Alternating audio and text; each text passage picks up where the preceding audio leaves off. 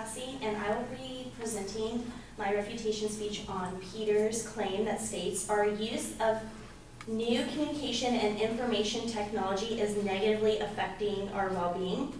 He has three secondary claims. The first is technology is making it harder to maintain a healthy balance of life and work. Secondly, multitasking is unproductive and unhealthy. And lastly, technology is hurting our relationships. So I'm going to jump into the first secondary claim, which states again, technology is making it harder to maintain a healthy balance of life and work. Peter states that new technologies are distracting, so people get less done. He goes on to state evidence that multiple studies have shown workers spend as much as 2.5 hours a day dealing with email. That's more time than they spend talking and working with others face-to-face in the office. This evidence can be dismissed because there are no studies that were cited and there are not grounds for this warrant. Opposing evidence that I found regarding this first secondary claim is from Kelly Services when they did a landmark study regarding Global Workforce Index that states the majority of workers in the US and Canada, 78% of them to be exact, believe that gadgets such as laptops and mobile phones that provided them with better communication tools had increased their productivity at work. Now I'm going to move on to the secondary claim that states that multitasking is unproductive and unhealthy.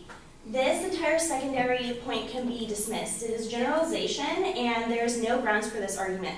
Ultimately, also, there is no such thing as multitasking. According to Dr. Jim Taylor, who has his PhD in psychology and has published more than 400 scholarly publications, author of 8 books, and has given more than 500 presentations and workshops all over North America and Europe, states in an article titled Technology, the Myth of Multitasking, says that so-called multitaskers are actually serial tasking. Rather than engaging in simultaneous tasks, you are in fact shifting from one task to another in rapid succession.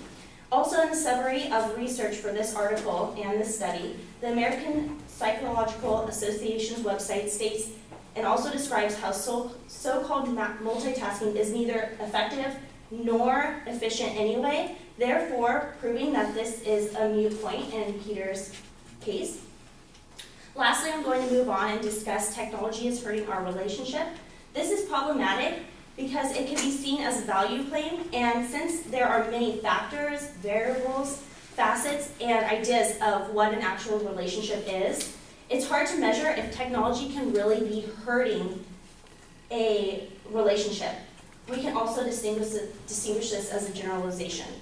Peter states, according to research by Common Sense Media, 43% of social media users strongly or somewhat agree that they sometimes feel left out or excluded seeing other people together online. This is problematic because there is no demographics regarding this data, therefore it's making inferences as generalizations to Peter's premise. This cannot be considered as hard data because there's not enough information and it's rather ambiguous.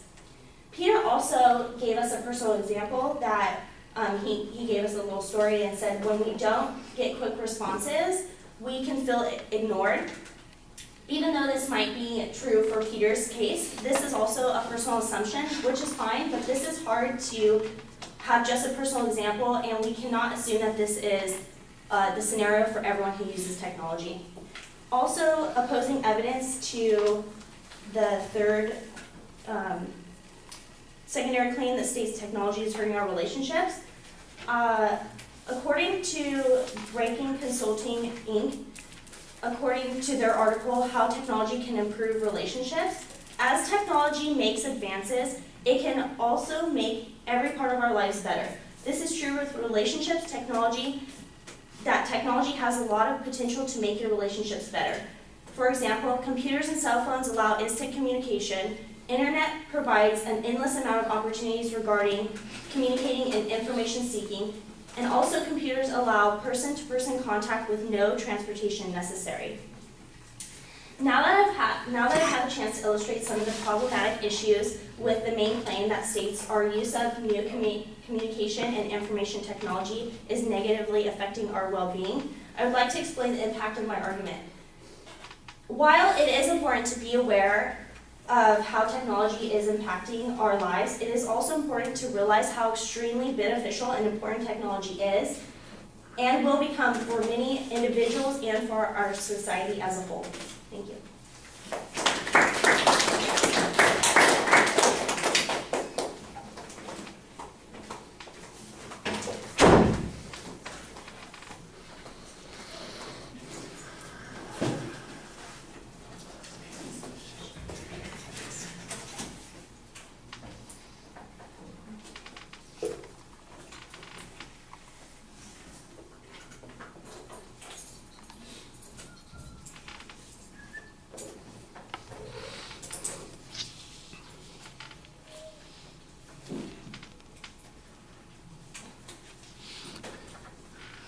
All right, the structural stuff is all fine. The analysis on the first point where you're talking about email being distracting, you make a challenge that says there are no studies on that, and I don't remember exactly what the information was that was cited, but if we have 2.5 hours a day, that sounds like there was some research based on this.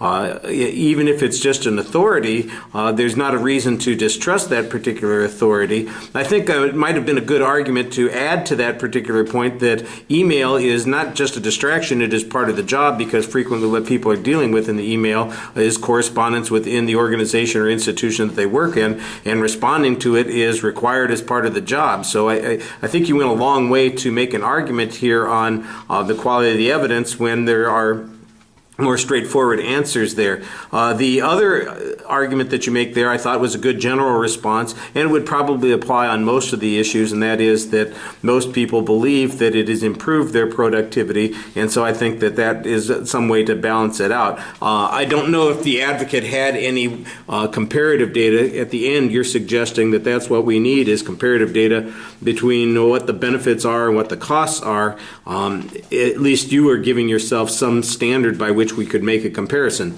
On the issue of multitasking, I think you spent a lot of time making this argument that there isn't really multitasking, it's all just serial tasking, which,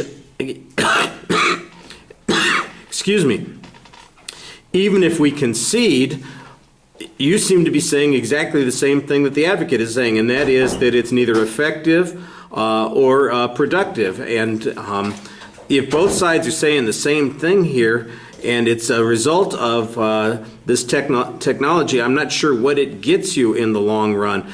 I think you've got a better argument up above that says, look, these technologies are improving our productivity. You could apply that to the same argument here, and I think maybe have a stronger argument than the issue of whether or not there is such a thing as multitasking. That sounds like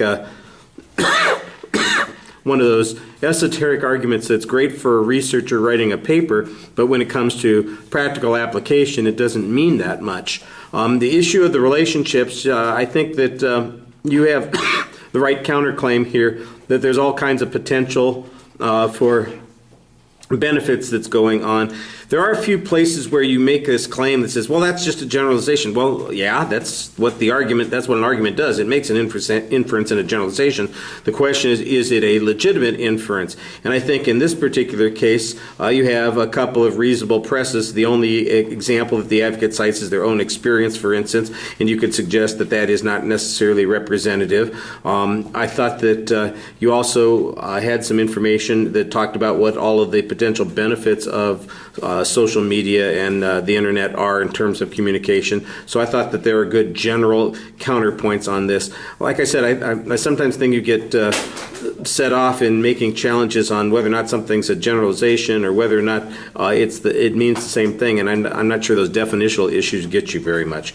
The last argument basically is making a claim that says we need to evaluate this on a cost-benefit standard, but then you don't give us that cost-benefit standard, which I think you've provided a couple of points for in the argument. You need to follow through on that. All right, thank you.